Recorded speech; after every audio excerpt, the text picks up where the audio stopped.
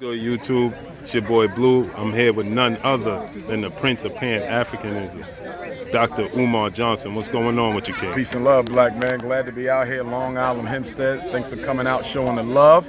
I see I'm gonna have to start spending more time out here in these parts of the world, Suffolk County, Long Island, so forth, or what have you.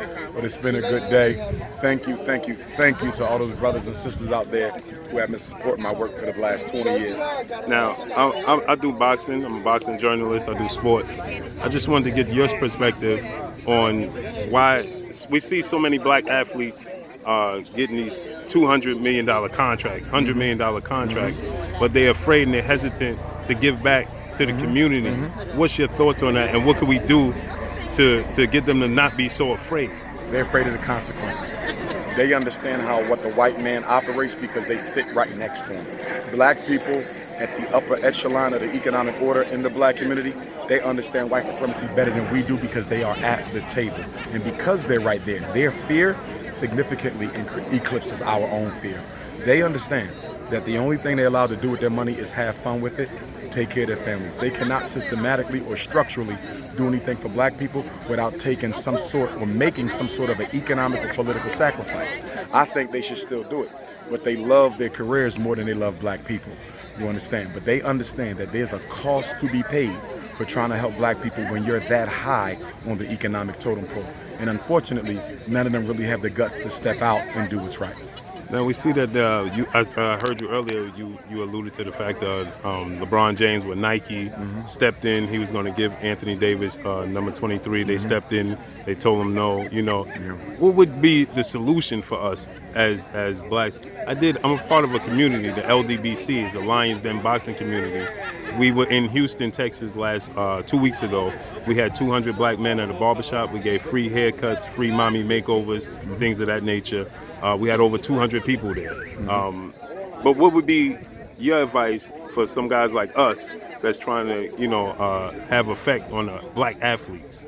Okay. Well, number one, I think we have to start petitioning them directly. A lot of us, the fans, if you would, the larger community, don't really feel comfortable reaching out and trying to establish a line of communication to hold them accountable. We have to hold them accountable. They're still part of the black community.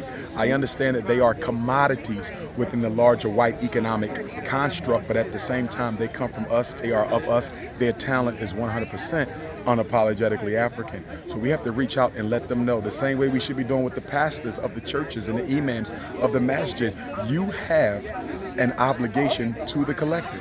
And we have to let all the athletes and entertainers know, including these gangster rappers who are wasting a lot of money on expensive, useless European goods. They also have an obligation to do for their communities. So we have to start reaching out, holding them accountable, and if necessary, exposing them to the public. Not to disrespect them, but to expose and say, listen, we reached out to these brothers and they didn't even respond to us. They are not larger than life. They're still people at the end of the day. We can still respect their celebrity and still hold them accountable to the people.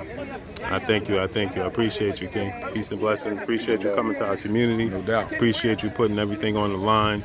I'm a big fan of Marcus Garvey. I'm a big fan of Malcolm X. And I just want to say, from the people, that we appreciate you and we appreciate what you're doing. Could you just give a little, for the people that don't know, maybe in the sports world, about the school and things of that nature? Yes, indeed. We have the Frederick Douglass and Marcus Garvey Academy in Wilmington, Delaware, 2 schools that we purchased this past February. Beautiful schools, but they do require a degree of restoration and renovation. We need $1 million in order to restore the school to operational capacity, get the certificate of occupancy so we can start doing work and organizing inside the school. So if anybody wants to make a donation to the FDMG Academy, please mail it 9634 Wilmington, Delaware 19809. I repeat, FDMG Academy, P.O. Box 9634 Wilmington, Delaware 19809. At present, we're trying to raise $1 million, but if we can get $500,000, we can restore 2 of the buildings. If we can get $250,000, we can restore at least 1 of those buildings. My goal and my hope is to restore at least 1 of the 2 schools, because we have 4 buildings total, 2 schools. My hope is to restore the Marcus Garvey building by November the 1st when the weather starts to get chilly, so we can get in there and start organizing the people. It's about nation building. And in order to nation build, you got to have space. We have space. place, but we got to restore it. Please make your donation. If you need to contact Dr. Umar, drumarjohnson.com, Instagram and Twitter at Dr. Umar Johnson. Phone number 215-989-9858, 215-989-9858. Garveyism forever. Unify or die. Black power. Appreciate you, King.